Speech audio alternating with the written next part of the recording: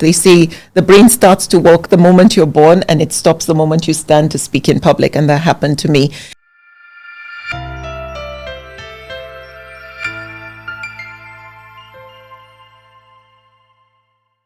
My name is Maryam Lemu. I am a relationship expert, and I'm also in education. So my parents established schools, and I'm one of the administrator of the colleges. And I am also a motivational speaker. It sounds so cliche. I love to help people find their sense of purpose and direction in life. So basically that's what I do in a nutshell.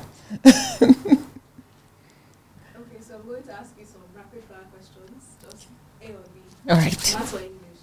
Oh, English. Movies or books? Books. Amala or Semo? Amala. Teleportation or invisibility? Invisibility. Tea or coffee? Tea. Oh, I live for tea. I wish there were an IV drip of tea to wake me up in the morning. I love tea. Yes. Lagos or Abuja? Abuja. Money or love? Oh, love. Any day. Online shopping or in-store shopping? Oh, in-store. I have to feel, I have to touch, I have to wear, I have to, yeah. No. Rice or beans? Beans, actually. Yeah. I love my protein. Black or white? Black. It hides the wrinkles and spare tires around my waist. Silver or gold? Silver. Silver. Any day silver, because I think gold is too in your face, like you need to know I'm rich, I have landed. I like silver. Subtle. Morning or night? Morning. I'm a morning person. I'm hopeless. By 8 o'clock, I'm in bed at night. But by 4 a.m., I'm wide awake. And by 6, I listen to the birds wake up. And I love mornings. Yes. Best Islamic school in Africa. That's Tell us right. about that. Well, the college I work with, New Horizons College in Minna, in 2013 was awarded Best Islamic Secondary School by GPU in the UK, which consisted of one of the Queen's Inspectors of Schools. They travel the world, and then they come to Africa and inspect many schools in Kenya, South Africa, and so on. And we were privileged enough to have been recognized for the quality of what we give. In addition to, of course, higher academic excellence, we shape and mold characters, and we've been able to achieve transforming this young generation into people who are very morally conscious, whose personal values and ethics are facing the right compass. Yes. Tell us a bit more about the school, the environment of the school. Well, my mom was British, and she taught my brother and I to have a love and passion for nature, for green spaces, for flowers and beautiful scenery, to try and create a safe, serene environment where the children, as they grow, they truly appreciate the tranquility that you can create. So she went on a mission to plant trees. There was a time we live on hectares of land. The school is is existing on huge plot of land. So everywhere you go, you see trees, you see fish ponds with goldfish, you hear waterfalls, and it's an absolutely beautiful, serene environment. And it seems so different from when you come into Minna in particular, and you see how everything seems so stuck in time. It looks the same as it did in the 90s. However, when you enter our compound, it's just breathtaking. It's beautiful. Lots of flowers. For me, that's one thing I've been doing since my mother passed away. In addition to planting trees and getting the students to learn and develop that same culture of, having an environment that looks beautiful, I've been planting a ton of flowers. And to be able to go into the greenhouses we have and gardens and pick a combination of flowers that throughout the year will always be blooming and flourishing, it's so fulfilling. But the most fulfilling for me is the birds and the insects and the butterflies that come and enjoy from what you put in the ground for them as a gift. So it's a privilege. Yeah. How do you think fostering an environment like that teaches the next generation about being good stewards of the planet? Yeah, well, once they come in, it's one of the things we actually try to do. I tell them I'm a guardian of the galaxy, and of course I associate it with Guardians of the Galaxy, and I tell them that is what you've been created to do, to protect all of God's creation. and you have to be conscious that it includes your fellow man. It includes the environment. So, of course, we take them into environmental awareness, understanding what does it mean to go green. And then to also protect insects, to make sure that with desert encroachment and changes in the climate change and so on, that you can play a role to clean the air you breathe and to contribute to creating safe spaces, not just for you to get shelter from the sun, but for animals and insects to also be able to seek refuge and be comfortable and get their food and so on. So it's one of the things we've worked on, trying to imbibe in the values that we're sharing and imparting to our children, that they become conscious of their roles, that they're not just here to exist, go with the flow and just die and freeload, but they're meant to live for something bigger than them. And even if it is an ant that you help, it's part of your calling, that this is what you're meant to do. Yeah. Tell us something interesting about your background. Where do I start? From a very young age, my mom raised my brother and I the same way. So my mother taught me everything she taught my brother. She taught us how to change tires. She helped us understand an engine of a car. My mom taught me how to drive from the age of 13. She taught me knitting, crocheting, needlework, tapestry, and my brother too. She taught me about music. She got me to learn up to 7 or 8 different instruments. So I learned the zither, the accordion, the harmonica, the flute, the pipe, the piano, and the guitar. And she raised me on the classics, so Shakespeare, Wordsworth, Keats, and she took me to see Shakespeare in the park whenever we went to her home, England, and she took me to see the Nutcracker Ballet, the theatres, and to go to museums and understand and appreciate art and culture and so on. I never truly understood all that. My mom, right after high school, she sent me to England to learn a French and Italian cooking course from a four-star cooking school, and I learned to cook over 200 dishes. And all that then I didn't understand. She raised me to love books. My mother would read, imagine, it sounds so strange and morbid, but Lord of the Rings and The Hobbit were our bedtime stories. So you can imagine how, wouldn't that be this, what nightmares are made of? But she wanted us to understand how the imagination works, how we can be so creative. And she helped me also have an eye for detail. She always said it's all in the detail. And she pushed my brother and I to make sure everything we do it in the most excellent of ways, and to understand that it's that little extra that you sprinkle on what you do that separates you from ordinary, because we have enough ordinary out there. So today I look back after my mom is gone and I realize there are so many things I know how to do but I didn't get. She taught me carpentry. That was another one. She taught me how to slaughter first a pigeon, then a chicken, then a ram, and how to skin it. And I didn't get it, but I realized I understand things a bit more than most people. I'm not saying I'm super special or I have superhuman gifts, but if I listen to music, I peel the layers of music. I don't just hear a sound, I hear the instruments going on in the background. And it's given me a great appreciation for history and culture. She would open an atlas and just have me go through it with her. And she would ask me questions and I had to find certain things. The almanac was something that you're like, how utterly boring for a teenager. But those are things that have helped me have a better understanding about the world, how the world works. She got us to watch so many videos of Shakespeare, As You Like It, Much Ado About Nothing, and so on. So it gave me an opportunity to learn how to put on plays. Understanding music gave me an understanding of how music should sound. So I have found I have an ear for that.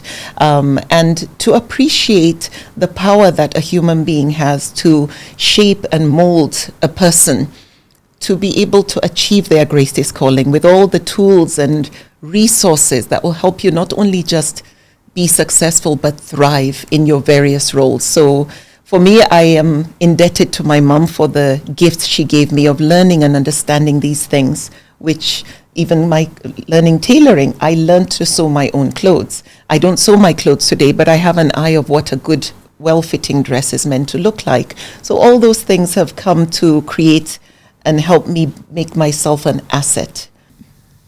Carpentry, slaughtering a ram. Yeah. karate. Yes. Well, my brother learned karate, and he used me as a punching bag. But yeah, I was a soft target for him. However, I learned from him, whereas he had an instructor and went as far as black belt and then one. But yes, karate as well, self-defense. It gives you confidence. Yeah, but I'm interested in how this shaped your view about gender roles, and even your role as a woman in society. I was blessed to have seen what my mother's role was in the home and what her role was in society, especially a patriarchal society that we live in. And I watched what a husband's role is, and I saw my father be a pillar. He is the leader of the home, but he was the biggest supporter, the leader in the sense that he had direction, he had values, he had ethics and principles. And yet he was also, as strong as he was also extremely gentle and delicate and emotionally intelligent and supportive of seeing that he held my mother's hand and helped her. Together, they were able to achieve great things. The school was established. My mother is the mother of Form 1, and that's the biggest Muslim women's organization, and her concern was because of girls' education. And when she came to Nigeria, she was in GGC Sokoto. That was where she went to teach. My mother would go into the bushes, into the villages, to try and get parents to trust that their girls are safe in her care. And she would take them to the school and make sure they got an education. And today, a lot of those women are in positions of authority. So for me, what I loved is that I saw a woman who had a can-do spirit, and I saw that a man could support her in that role and help her leave a lasting legacy. So what do I see when it comes to women's role in society? Like I said, a patriarchal society. Mine is, how does God see a woman? And for me, if I apply it to my faith, the man is a degree above a woman, and it's the word qawam in an Arabic terminology, which means the protector, the shield. So I see the man as the one who is meant to protect his family, in short, the shepherd to his flock. But at the same time, I know in my faith it says that there is no gender that is superior to another in the eyes of God. Superiority in his eyes is based on your consciousness, your character, your goodness, and desire to please your maker. So since in the eyes of God we are on a level playing field, and I saw a model, then for me I knew there is no glass ceiling. I can shatter anything. And I found that I've been blessed that as long as you have the competence and you have the prerequisite skills, then regardless of where you find yourself, you will thrive. What's your most compelling argument for why it's important to increase women's participation in public leadership? I think because everyone is entitled to be given the opportunity to achieve their greatest calling, and we have seen where women are given opportunities, they're able to thrive. I can't say whether they're more successful than men, but I think women bring so much to the table when it comes to empathy, when it comes to going beneath the layers. Men are more analytical and, to the point, whereas women feel more. And I think you do need that human side to be brought out wherever you work, whichever space you find yourself in. So I feel the biggest thing is let everybody be given a fair chance to try and deliver the goods, and let people get to climb up the ladder based on competence and based on delivery of the end goal. So for me, I think as long as nobody tries to suppress intentionally, it's a fair playing field. Everybody has equal opportunities to the same resources, to the same education, and so on. Then let it be based on your ability that allows you to climb up, not based on your gender, as far as I'm concerned. Tell me a bit about your time in the U.S. I learned so much from my time in the U.S. I got married at the age of 18. So as soon as I got married, I left literally the day after my wedding and moved to the United States. And I went to Minnesota, beautiful place, very quiet and easygoing. However, that was my first exposure to racism. And even though my mother was British, my father's Nigerian, I never grew up with any kind of prejudice that I knew of. And even if I did see it, I didn't know what it was then growing up because I was much younger. But when I found myself being shadowed in a store, in a supermarket, because someone thought I might take something and hide it in my bag or under my dress, it bothered me. It was my husband who was drawing my attention to it. And so I realized that, you can become very insecure based on being profiled. Before you've opened your mouth, you can be judged and condemned. So it taught me what I really need to be careful about, that I don't do that to anybody else. Thank you for that. Now, what advice will you offer to young women, and a lot of women in Nigeria? Some of them are in this room, look up to you, aspiring to leadership positions. In fact, Halima is one of them. So what kind of advice will you give to them, especially knowing that they're going into sectors that are traditionally dominated by men? I think let the quality of your work stand out, excellence in everything you do. I think for me, that's something I learned from my parents, both of them, that if you always give your very best, you never settle. We Nigerians love to say, oh, you can manage. I say, I'm not a manager. I don't manage. I need to make sure that I give you my 110%, but I also demand the same of you. So once you have a standard for yourself, you have a brand, you can build around that brand with qualities that you will add to it. So for me, I have a personal brand, and I realize that if I truly want to go far, I need to make sure that I upgrade myself to whatever the limits are. And there are no limits, because we won't know where the cap is unless we try. So what I love is the fact that once you give yourself permission and you make sure you don't give anyone permission to dim your light, you literally understand that you can shine your light brightly. You can be a beacon for others who can tap from your light and be able to illuminate their own society as well, the people around them. So I feel for anyone going into leadership, have the competence so that you are at par with those who are excellent. I love this quote that says, if you're the smartest in the room, you're in the wrong room. I love that, because I always try to make sure I'm in a space where people know more and I can learn.